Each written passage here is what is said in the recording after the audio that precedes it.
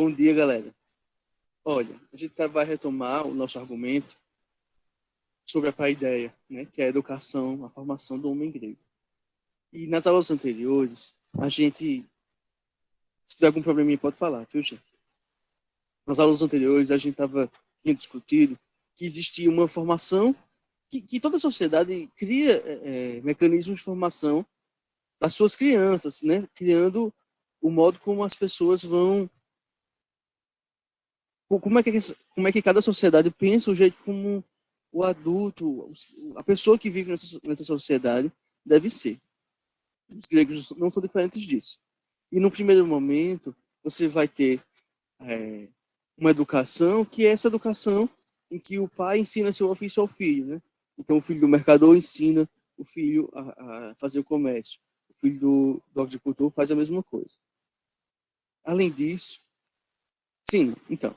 E aí, entre esses estratos, você vai ter a elite ateniense, os eupátridas, que são essas criaturas que vivem do trabalho alheio e que têm tempo livre para se dedicar a outras ações, e eles vão criar uma educação básica, uma educação na formação da aristocracia guerreira ateniense, que é esse elogio do guerreiro e esse ideal de cosmos que a gente tinha discutido antes, que vai estar lá na Ilíada.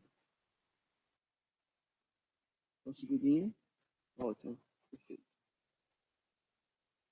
Só para deixar tudo certo aqui. Então, agora a gente vai discutir uma expansão da paideia. Porque, vejam só, enquanto antes a gente tem o seguinte, a importância que a mitologia e as grandes narrativas tinham para nos mostrar os heróis que são exemplares, que são os exemplos de moral e virtude que a gente devia ser, e que também essas histórias também nos ensinavam que a gente devia agir de acordo com o cosmos, né, de maneira equilibrada, para não cometer a desmedida, porque todo mundo que comete a desmedida nas tragédias, nas grandes narrativas, acaba sofrendo com a ação dos deuses. E também a gente aprende que até quem é grande tropeça e sofre. A gente também aprendia os valores fundamentais do mundo grego, como ouvir os oráculos, respeitar os mortos, tratar bem os hóspedes, certo? Isso existia e permaneceu. Né? Não é porque essa expansão da paideia vai acontecer que essa paideia anterior, né, que essa formação de base geral do grego vai deixar de acontecer. Essa formação que a gente discutiu na aula anterior, ela permanece. A influência da religião, das grandes narrativas, dos ideais gregos, eles permanecem, eles se radicalizam nessa paideia que eu estou chamando de paideia ateniense 2, que vai se dedicar a uma expansão do potencial humano. Então vejam só. O grego vai passar a pensar em uma maneira de fazer a si mesmo como algo maior do que ele é. Expandir as características humanas. Expandir e controlar. De modo que o humano consiga corresponder ao ideal cósmico de equilíbrio, de beleza, de moral e de bondade. E nesse caso, a beleza vai ter um aspecto fundamental aqui. Porque o grego vai ser obsessivo com essa ideia de que a beleza é o resultado do equilíbrio, da harmonia em relação ao cosmos. Então, produzir a arte como arte bela é a maneira humana de fazer com que o produto humano se pareça com o cosmos, que é um todo organizado. Percebe? Existe essa relação. Existe o cosmos, que é todo organizado, e o humano vai produzir um material que também é um todo organizado, e portanto tem que ser belo. Houver questões, cuidem de dizer, viu, gente? Tá bom? Então, a arte vai ser, então, a expressão da vida humana de modo integral no cosmos.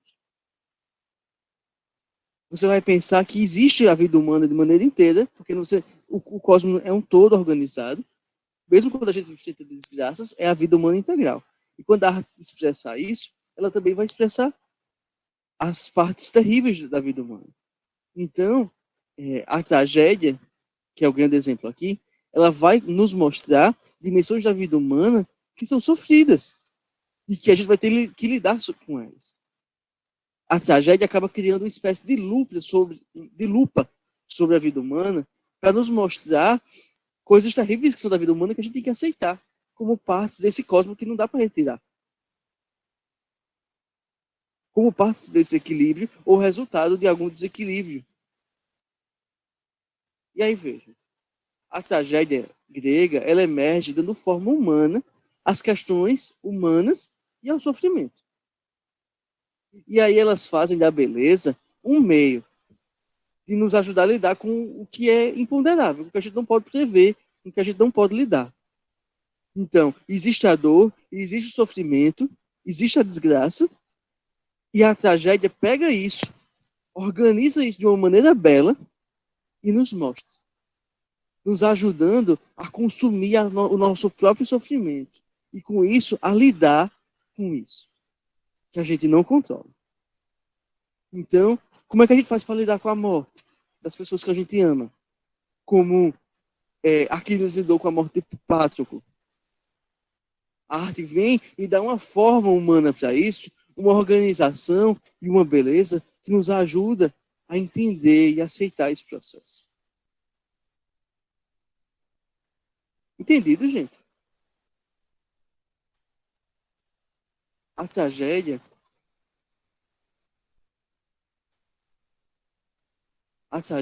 ela faz uma outra coisa. Nesse mesmo desdobramento desse argumento. Vamos pegar o exemplo da peça Medéia. Medéia era casada com Jasão e, enfim, não vou dar mil detalhes da peça, mas o que importa é que Jasão acaba deixando ela, se tornando noivo e vai se casar com a filha do rei Creonte. Medéia é abandonada com os filhos, por uma mais nova. E Medéia que fica arrasada, destruída. A grande questão é, como é que a gente faz para lidar com o abandono? Com o desprezo de quem a gente ama? Com o ciúme? Medéia mata seus filhos e se mata depois. Né? E aí a tragédia dá essa forma humana para esse sofrimento, nos mostrando de uma maneira bela a dor humana. E por que isso faz parte da paideia?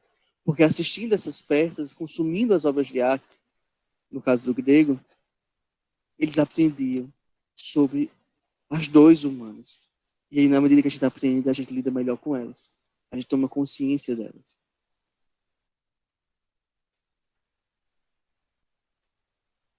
A tragédia também nos ensina que há dimensões da vida sobre as quais a gente não pode fugir. Existem coisas que a gente acontecem conosco e não existe um causador, ou não dá para sair disso, não dá para cancelar o que está acontecendo e pedir outro. Ela nos ensina. Então, um exemplo disso é a peça Édipo Rei, que eu coloquei nos materiais assíncronos. Édipo vai ter que casar com a mãe e matar o pai. E a história da peça é ele fugindo desse destino e isso acontecendo com ele. E aí, assistindo a peça Édipo, o grego aprende que há dimensões da vida e parte do que nos acontece, a gente precisa aceitar. A gente não pode fugir. E nesse sentido, a tragédia nos ensina a lidar com nossos afetos, com nossa própria dor. E também nos ensina a lutar pelos nossos valores. A peça Antígona, a tragédia Antígona, o irmão de Antígona, o rei Creonte, não deixa ele ser enterrado. E Antígona vai lutar até o fim para que o irmão seja enterrado. Porque para Antígona é algo que vale a pena morrer por isso. Nesses exemplos, o que está em jogo acontecia uma relação que o Aristóteles vai chamar de catarse. Uma espécie de vacina para a nossa dor. Por quê? Vendo essas pessoas vivendo essas coisas terríveis que acontecem na tragédia, a gente, por um lado, diz: a gente se sensibiliza com o que aconteceu com elas. A gente chora junto. Mas, por outro lado, a gente faz... Pelo menos não foi com a gente. Então, a gente sofre um pouco, mas se alivia por não ter acontecido conosco. E a catarse é esse duplo jogo, em que a gente se sensibiliza e relaxa. Porque não foi conosco. E na medida que isso acontece, a gente vai perceber que a tragédia fazia isso com os gregos, que era dar esse formato humano e belo para o sofrimento humano de maneira abstrata, de maneira teatral, né? Não está acontecendo de verdade. Mas faz sofrer do mesmo jeito. Não, do mesmo jeito não, mas faz sofrer, né? E aí acaba sendo uma espécie de vacina para a dor. E nos ensinando a lidar com tudo isso.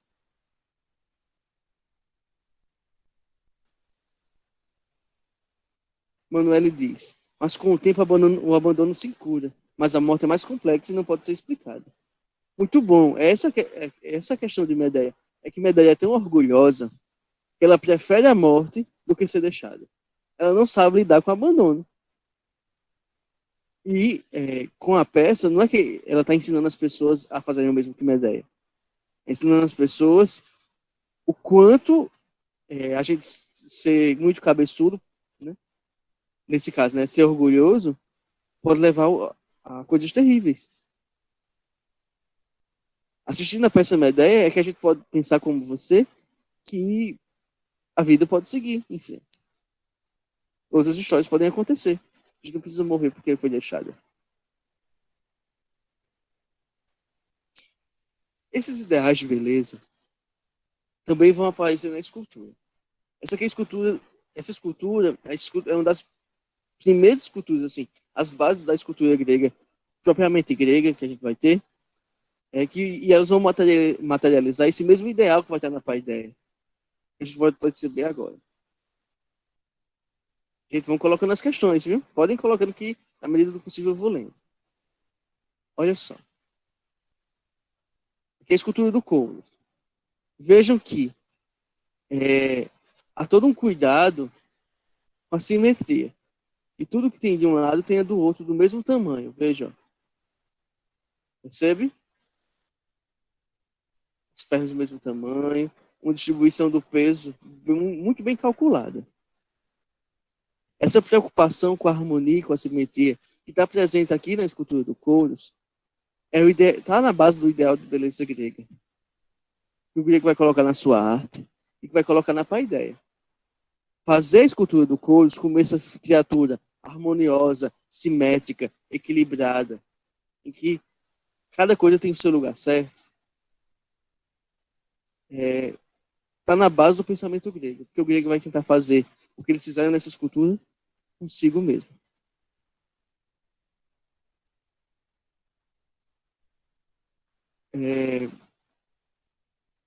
Além disso, o grego ele vai fazer uma coisa que é copiar pedaços vai observar o ser humano e vai extrair dele as partes que ele acha interessantes, mais bonitas, as mais harmoniosas e equilibradas. E quando ele for fazer uma escultura, ele vai fazer a mistura de tudo isso. Né? Então, por exemplo, fazer esse coisa, ele foi lá e procurou alguém com um braço bonito, ele vai lá e copia o braço.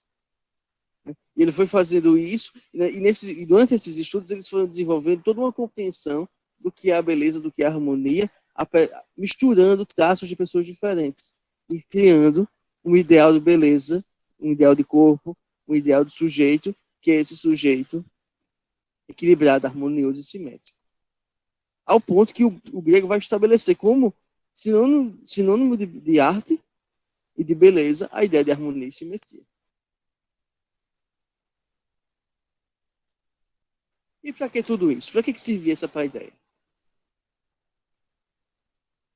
Fazia um ideal de humano, que era o kalos kagatos, que é o ideal de um sujeito que seja bom e belo. Fazer com que o grego seja bom e belo. Como é que você vai fazer isso? Você vai fazer uma formação consciente. Você vai fazer uma estética de si. O grego, você vai criar a ideia de que o grego precisa criar a si mesmo, melhorar a si mesmo, para ser cada vez mais esse bom e belo, esse ideal de humano. E aí, para que isso servia? Essa paideia vai fazer o cidadão ideal. Esse cidadão ele é leal à sua polis. É muito importante essa relação entre o sujeito e sua polis. De modo que o sujeito não vive fora de sua polis. Ele vive para a polis, uma relação muito intensa com ela. Basta a gente pensar que no caso de Sócrates, ele poderia ter fugido, mas ele preferiu se matar no seu julgamento. Além disso, tem que formar um sujeito, um homem, que tem o domínio de si, de suas paixões, uma pessoa equilibrada. Você cria todo esse ideal de harmonia e beleza e usa essas histórias que eu tenha mencionado como exemplos das vezes em que isso não aconteceu e cria toda uma máquina que vai fazer com que as pessoas tentem viver desse modo ideal que está sendo colocado.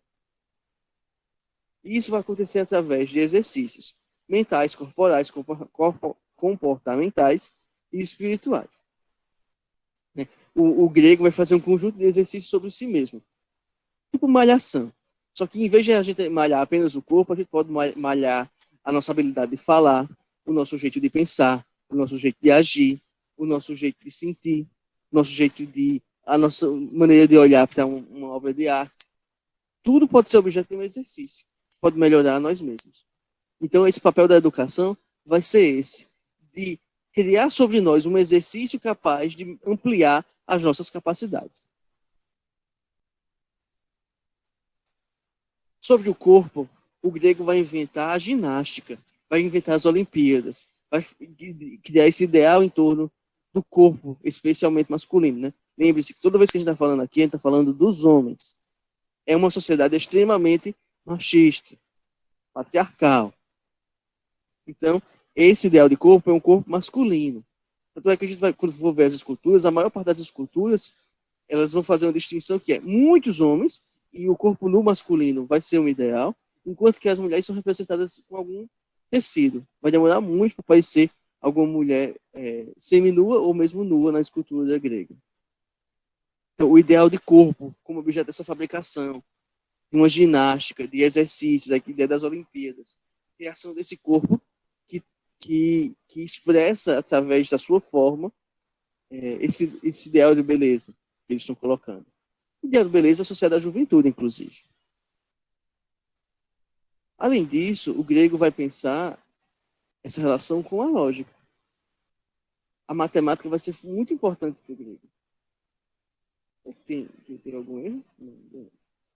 Sempre penso que pode ter alguém da sala dizendo que caiu a internet. Então, a lógica vai ser muito importante. O grego vai dar muita importância a essa capacidade nossa de abstrair da realidade o número, a forma. E por isso, o grego vai valorizar a matemática, a música e a geometria. Você precisa da geometria para fazer aquela escultura, para fazer o cálculo de que cada coisa esteja igual, né? Que as coisas sejam simétricas. Na música, né? As repetições, o formato da música tem uma matemática em jogo. Ao ponto que, por exemplo, o Platão vai dizer que só pode ser estudante dele. O Platão é filósofo, mas ele diz: para poder entrar na minha escola, tem que saber matemática. A matemática vai ser muito importante, porque ela vai nos abstrair, vai ser um exercício de si que a gente aprende a pensar o mundo a partir dos números. Uma outra dimensão disso é que a gente vai trabalhar a imaginação. Todos esses... Vivian Almeida levantou a mão. Pode falar, Vivian.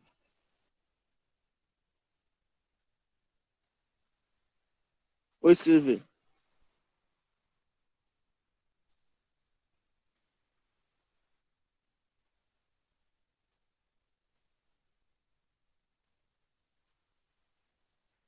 Vivian? Assim que quiser, pode falar, viu? Ou escrever. Gente, tem algum problema com a internet? Me digam se sim ou se não. Não, professor, tá tranquilo. Pronto, obrigado. Olha só. Malhou o corpo, malhou a cabeça com a lógica, tem que malhar a sensibilidade, a imaginação, a nossa capacidade de ver outros mundos possíveis, outras realidades. E por isso o grego vai dar muita importância à arte, como tudo isso que eu já falei antes, na narrativa, na escultura, na invenção do teatro. Porque aí você cria maneiras de pensar outros mundos, de viver outras experiências sem precisar vivê-las diretamente. Através da tragédia, a gente pode viver as dores do mundo sem precisar que ela seja na nossa própria carne. A gente chora e se despedaça com o filme que nos deixou arrasados, com a criança doente, com um grande feito, com um grande amor, sem que isso tenha que precisar acontecer conosco. Sem que precisar que a gente se rasgue por dentro de verdade, né, com a nossa própria existência. A gente acaba, através da imaginação que a arte possibilita, criando um caminho para a gente expandir nossa sensibilidade e viver experiências para além do que a gente vive imediatamente, sem precisar que isso nos destrua. Por fim, a persuasão, o trabalho com a palavra, vai ser muito importante para o grego. O grego, dentro da paideia, vai criar mecanismos que vão fazer exercícios de provocar a pessoa a melhorar sua capacidade de se comunicar. E por isso o exercício da retórica, do diálogo constante, que vai estar e também a habilidade para falar na ágora, lá na democracia, vai ser fundamental nessa formação do homem grego. Porque o grego vai ser essa figura que vai fazer da palavra um instrumento de poder. É através da capacidade de convencer as pessoas, de rebater, de defender um argumento, que você vai se fazer como cidadão na Grécia. Você vai ganhar importância através disso. Então, essa habilidade e tudo isso se fabrica, né? Você vai fazendo um exercício sobre si, aprendendo a convencer. E aí esse trabalho também faz parte da paideia.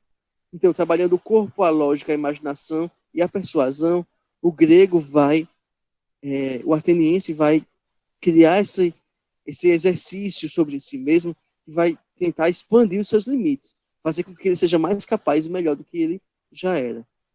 Desde o ponto de vista do corpo, inclusive militar, até a sensibilidade e a persuasão, passando pela matemática. Questões, gente? Questões, vamos lá.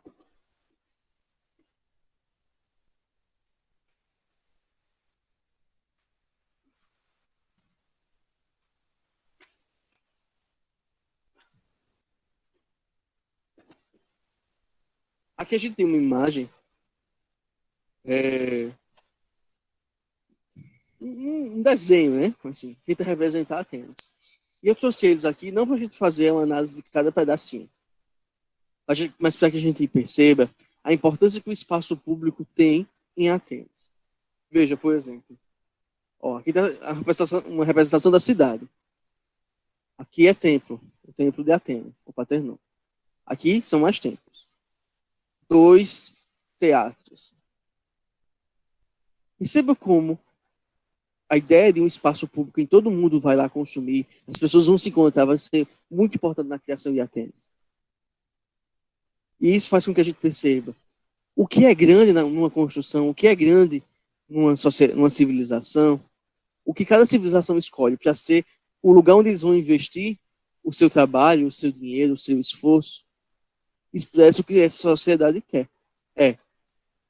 Então, se, por exemplo, a gente vive num mundo em que os shoppings são extremamente importantes, eles são gigantescos, na verdade, em que os shoppings são gigantescos, isso demonstra algo sobre nós.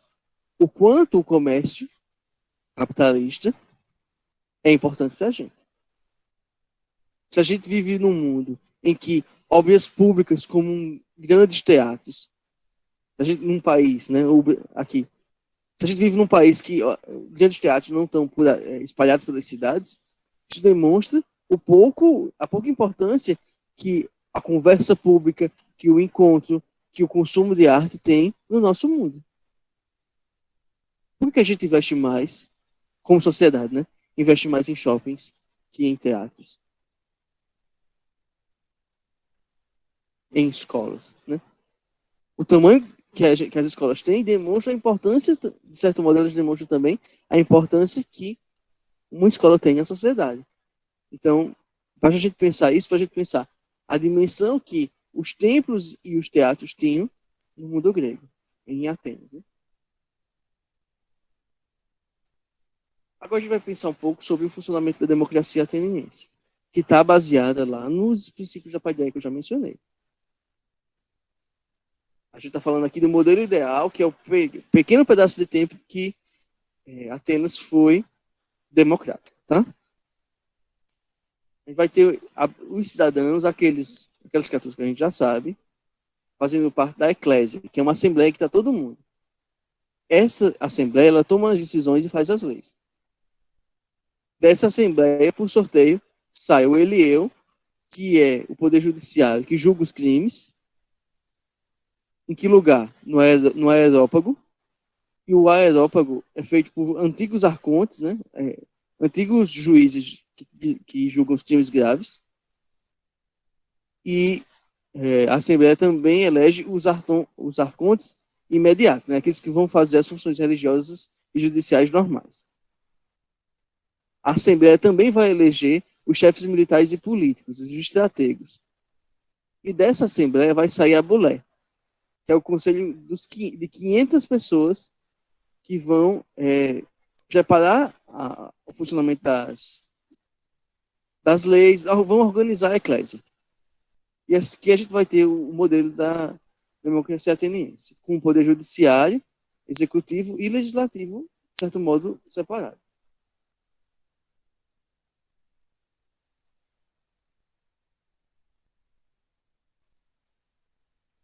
Manuel perguntou, professor, nessa época, já que eles estavam avançados, eles acreditavam que depois da morte existia outra vida? Isso, vejam só, para o grego, tudo que existe sempre existiu, apesar de se transformar. Né? Não existe um fora do cosmos. Entende? O cosmos é composto de tudo que existe. E aí, na religião grega, quando você morre, você vai para o Hades. Não existe uma divisão no Hades de quem é o bom e de quem é o ruim. Não existe céu e inferno no Hades. O Hades é o território dos mortos. Ponto. Ah, mas lá no Hades você vai ter toda uma distribuição de quem fica onde. Sim, vai ter. Mas não é uma divisão assim, quem é bom e quem é ruim. Tá? Então, morreu, vai pro Hades. Então, você morria e ia pro Hades, mas você não tinha essa ideia de que a gente vai ficar lá existindo bem muito depois da morte. Tá? Você vai lá pro Hades e aí eles não se dedicavam muito a pensar o que iria acontecer quando você estivesse no Hades. Você morreria, iria para o Hades e só ficava lá. O grego não tem essa preocupação, que é cristã, de um cultivo da vida que a gente está vivendo agora, preparando ela para o além-mundo. Né? Então, muito diferente dos cristãos, assim como diferente dos egípcios, o grego não está muito preocupado com o que vai acontecer com ele depois, não. O grego está mais preocupado com o que ele vai fazer com a própria vida. Primeiro nível, tá? Então, essa é a cama que a gente tem que montar. Em cima disso, a gente vai ter alguns desdobramentos. Só um segundo.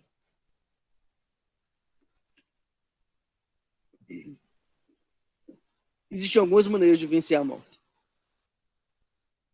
A primeira delas que o grego vai inventar é ser o Kalos Agathos. É o ideal da paideia. Se você for muito arrochado, você conseguir ser uma grande pessoa,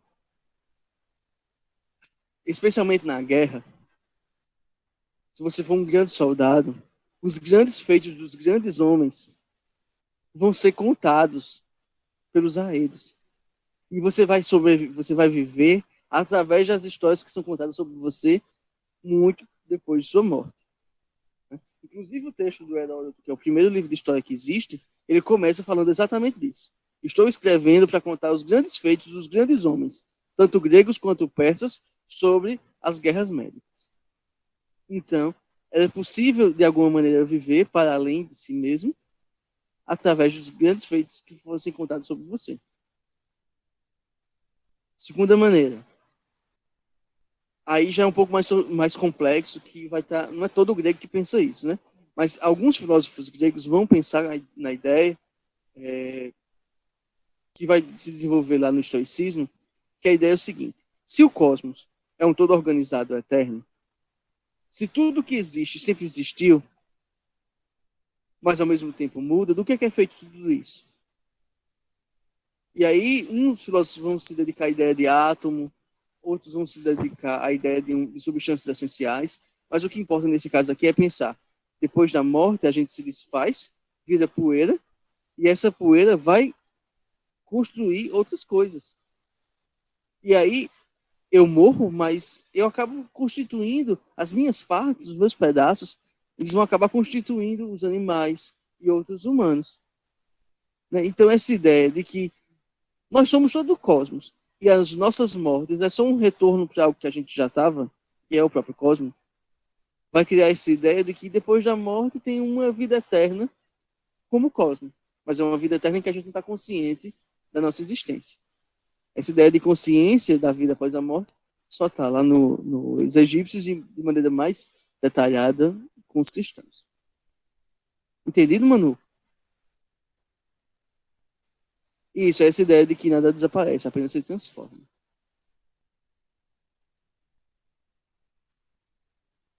Gente, então, vou seguir aqui vou aguardar algum comentário. Entendeu? Entendeu? Beleza. Tudo certo. Seguindo. Lembrando, quem é o cidadão ateniense, que eu estava mencionando antes, né? Eu estava mostrando aqui a divisão, quem faz o que é aqui no ideal de democracia grega. Quem é que vai poder fazer parte dessa eclésia que está aqui? O cidadão ateniense. É o homem livre ateniense. Ele tem que ter nascido em Atenas, ser filho de pai e mãe ateniense, ser maior de 18 anos. Logo, mulheres, estrangeiros e escravos não participavam do processo político. Mas, ao mesmo tempo, é um grande avanço você conseguir incluir, fazer o cidadão ser o nascido em Atenas, filho de pai e mãe ateniense, maior de 18 anos.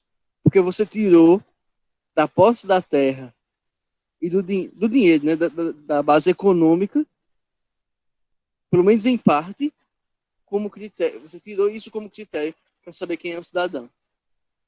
Eu não preciso ser homeopata para ser um cidadão. Eu basta ter nascido em Atenas, ser filho de pai e mãe ateniense e ser maior de 18 anos. E ser homem. Essa é a ruptura que o grego vai fazer. Tirar o fundo econômico imediato como razão para a criação da cidadania. E aí a cidadania grega vai fazer o seguinte, olha só. Isso aí, essas três palavrinhas são a base da cidadania grega. O cidadão grego ele tem isonomia. Todo grego está sob a mesma lei. Né? Nomia vem de nomos, a lei. Então todos estão sob a mesma lei. Eles também estão em isegoria. Goria vem de ágora, que é aquele lugar onde eles conversam, é a praça pública. Então, se há isegoria, é porque todo mundo pode falar. Não existe interdição. Por fim, isocracia é fundamental. Kratos, né? Cracia vem de Kratos, do governo, a ideia de governo, a ideia de poder. Todo mundo podia se candidatar, todos os cidadãos podiam se candidatar aos cargos públicos, aos cargos gregos. Então, se todo mundo pode se candidatar, está todo mundo sob a mesma lei, todo mundo pode falar, garante uma base que cria a igualdade grega. Beleza? Então, mas como é que isso acontece? Como é que a Atenas vai sair daquele sistema que existia antes para chegar na democracia? Né? Da oligarquia para a democracia. Vai acontecer uma expansão gradual do poder dos cidadãos. O ambiente da cidade vai criar um modo de vida baseado na palavra. A cidade vai ter grandes espaços públicos em que seja no teatro, seja na praça pública, seja no encontro com os sofistas, as pessoas vão estar fazendo da palavra, vão estar conversando, discutindo, debatendo, divergindo, fazendo com que a habilidade de falar seja uma coisa cada vez mais importante no mundo grego. Até que surgiu uma criatura como o sofista, né? Que é a pessoa que tem a habilidade de argumentar. E eles vão ser pagos.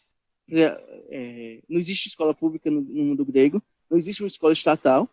Quem quiser se ter educação, você procura alguém mais velho, alguém especializado, tipo um sofista, e paga para ele te ensinar a ser habilidoso com a palavra, por exemplo.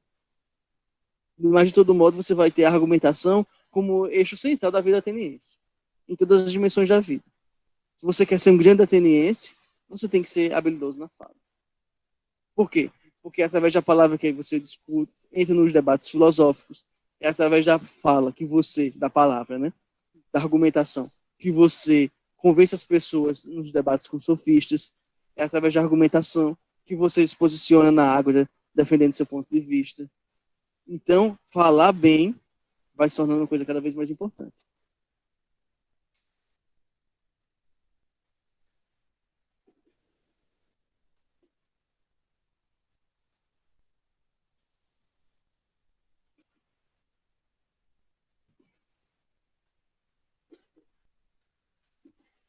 Então, mas não é automático, né? Então, no século VII, a Grécia ainda estava naquele regime oligárquico e vão existir tensões entre quem governa a cidade e os eupátridas, né? E nesses conflitos, lembre-se que os eupátridas ocupavam um lugar muito importante porque eles definiam as leis. Eles ficavam criando na palavra qual era a regra a partir da qual as pessoas deviam viver. Só que aí o Drácula, diante disso, na tensão com eles, vai criar uma coisa que ele vai obrigar a lei a ser escrita. Vai romper com a tradição oral que existia com os eupátridas. Então, agora que a lei está escrita, ela vai ser só uma. Porque o eupátrida antes podia manipular a lei porque ele estava falando, né? Então, através da palavra oral, ele poderia dizer a lei de maneira diferente, ela ia mudando de acordo com a conveniência. Agora que a lei está escrita, é mais difícil fazer isso. Agora, é claro, que não é porque a lei está escrita que a política deixou de existir. E não é porque a lei está escrita que a manipulação dela vai deixar de existir. Afinal, essa manipulação existe até hoje. E o Drácon vai ser conhecido por ser muito severo, né?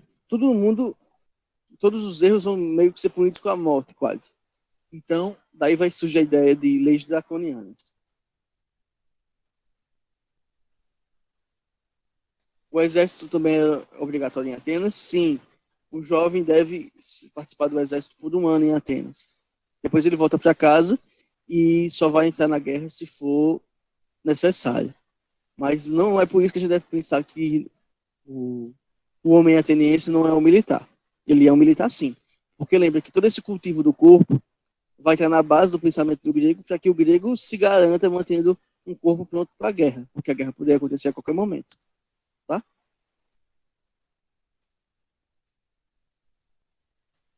O Drácon morreu e aí na sequência o Solon vai surgir. E aí o Solon vai ser mais incisivo ainda na criação de mecanismos que vão tirar o poder da mão dos eupátridas e distribuir um pouco mais. De que modo? O Solon vai eliminar a escravidão por dívida. Porque na Grécia, se você devia, você podia ser escravizado, né? E aí, veja, se quem concentra o poder e a riqueza na Grécia são os eupátridas, e você é um meteco, um comerciante devendo a um eupátrida, poderia ser que diante da sua dívida você acabasse escravizado. O Solon eliminou essa possibilidade. As pessoas continuavam devendo, mas não era mais possível escravizar alguém porque ela está devendo. Isso foi muito popular, né, para as pessoas comuns e ruim para os eupátridas, né? Os eupátridas não queriam isso. Ele também criou a Bulé. Ele criou um conselho formado por 400 homens com funções administrativas e legislativas. Aquela Bulé que eu mostrei lá naquele desenho da divisão dos poderes. E aí, esse conselho vai diminuir mais uma vez o poder dos eupátridas, porque agora são 400 homens juntos pensando o governo da cidade. E ele também criou a Eclésia, que é essa Assembleia Popular em que está todo mundo. As leis criadas na Buléia são submetidas à Eclésia, que já serem aprovadas ou não. A Eclésia é a base da democracia nesse caso aí, porque você conseguiu colocar na Eclésia todo mundo que é cidadão grego podia ir para a Eclésia e lá ia falar.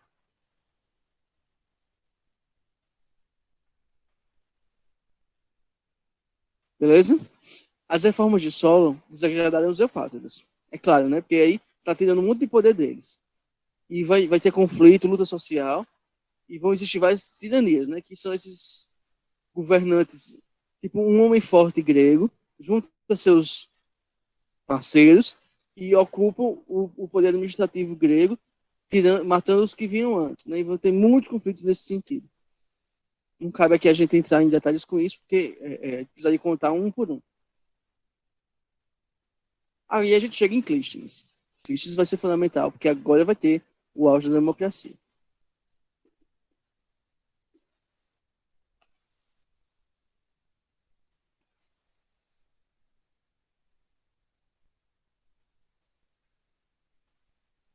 Ó, em 510 a.C., Clístenes tirou o último tirano e reformou aquelas instituições. Ele dividiu os cidadãos, todo mundo vai em 10 tribos, de acordo com a região em que eles viviam, e não pela riqueza. Então você acabou misturando o rico com o pobre. A Bulé, que é aquele grupo administrador, passou a ter 500 pessoas, 50 por tribo, e sendo presididas de formas sucessivas, com períodos iguais de tempo, ao longo do ano, por membros de cada tribo. E aí a Bulé se tornou o principal órgão que administra a cidade. A Eclésia, que é essa Assembleia Popular, teve seu poder ampliado. E foi nesse momento em que ela lá pôde se discutir e votar as leis de maneira mais aberta. E as pessoas conversavam mesmo, iam discutir, até chegar a um consenso. Mas, ao mesmo tempo, ele criou o ostracismo, que é o seguinte: quem é aquele que ameaçasse a democracia ateniense deveria ser exilado por 10 anos. Teria que sair da cidade. Foi essa é a pena que o Sócrates vai ter, né? Ou ele sai da cidade por 10 anos, ou ele se mata. E aí ele resolve se matar, tomando veneno. As reformas de Clístenes encerraram o período arcaico e deram início ao período clássico. O período clássico é esse período em que você vai ter plena democracia, né? Do jeito desse modelo aí. Você vai ter o surgimento dos filósofos que a gente conhece, a máxima prática das Olimpíadas, enfim, tudo que a gente conhece do grego, mais famoso, mais desenvolvido, vai estar aqui nesse período clássico.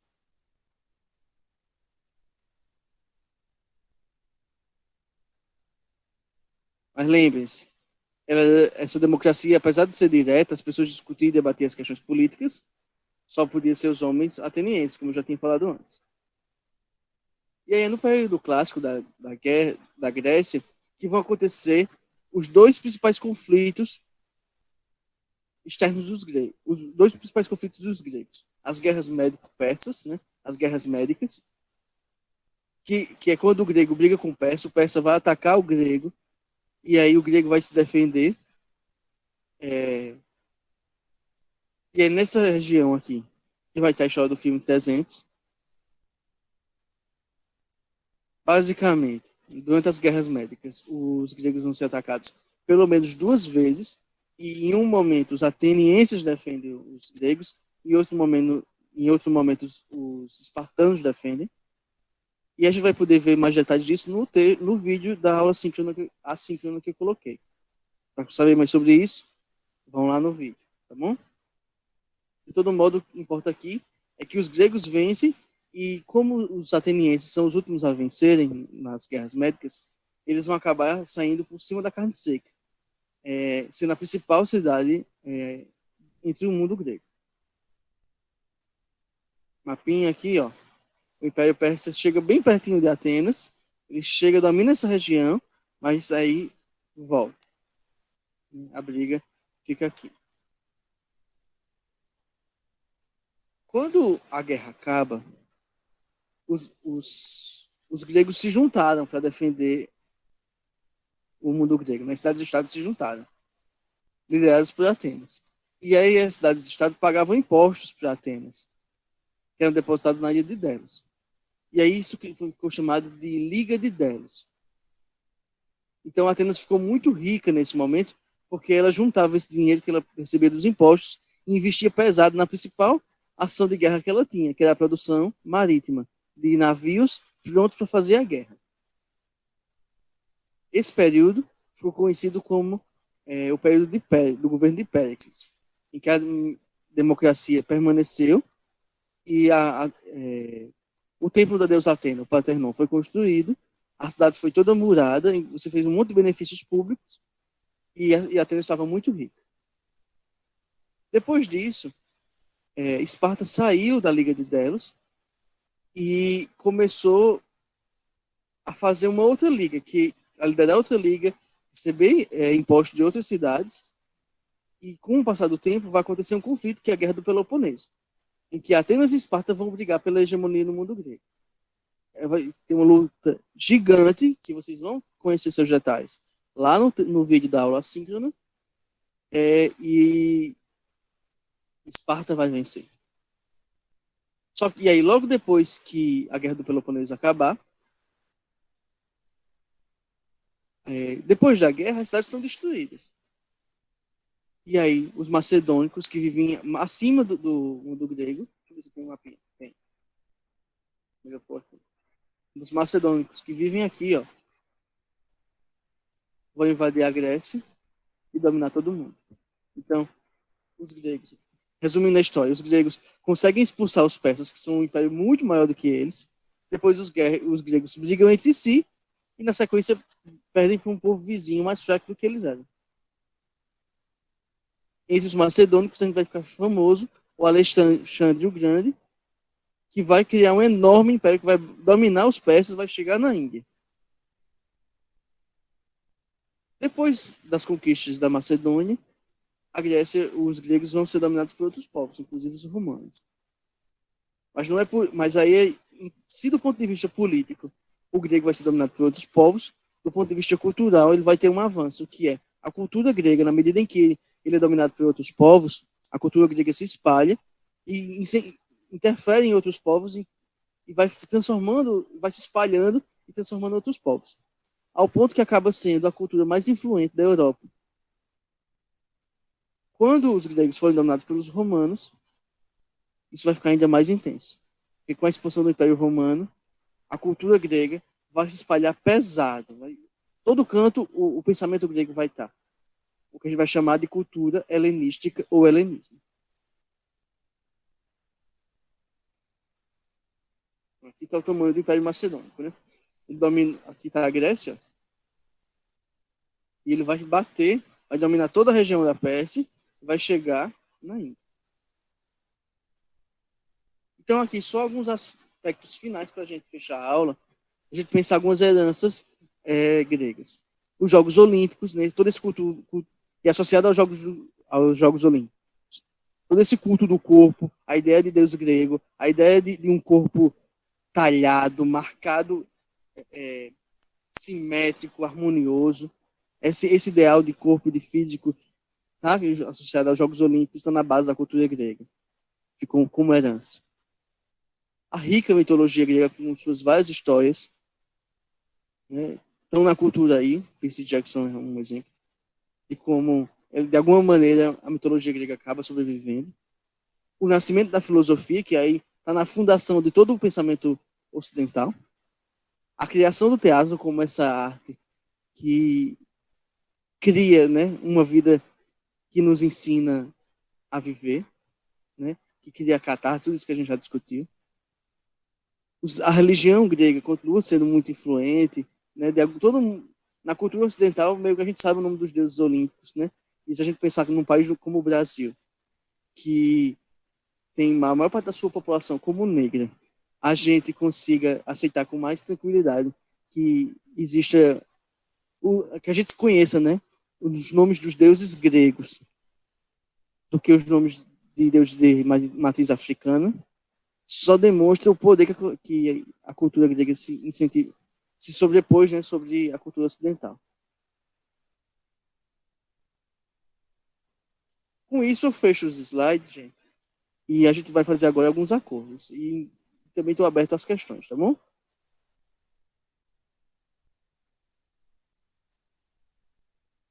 Questões? Bora lá? Gente, essa é a quarta aula, quarto diário. Vocês devem escrever os diários bonitinho até semana que vem. Semana que vem nós não teremos aula síncrona, porque é a semana do carnaval. Terça-feira do carnaval, né? Mas, na semana que vem, é quando eu vou mandar um Google Forms, que é a avaliação de vocês, tá bom? Então, dessa semana para a semana que vem, vocês devem estar respondendo o Google Forms, que é a segunda avaliação. Pode falar, Cícero.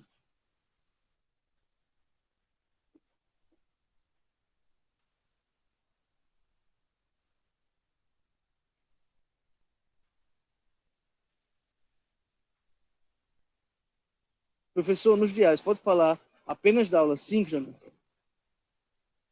Pode, Cícero. O que eu acho interessante é que vocês consigam relacionar no diário a aula síncrona com a assíncrona para o diário ficar mais bem feito. E também ajuda vocês a relacionar, escrever sobre algo que vai para além, relacionar com a sua vida, pensar para além da aula síncrona. Mas se você falar só da aula síncrona, eu não vou desconsiderar o diário por isso, tá?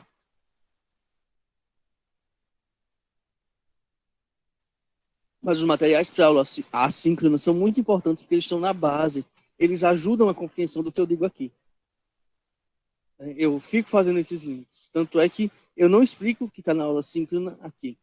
Eu faço o link para que vocês consumam a aula síncrona. Ela serve para isso. O que mais?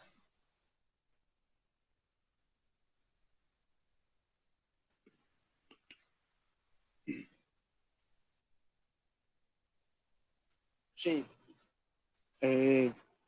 então, vou fazer um Google Forms.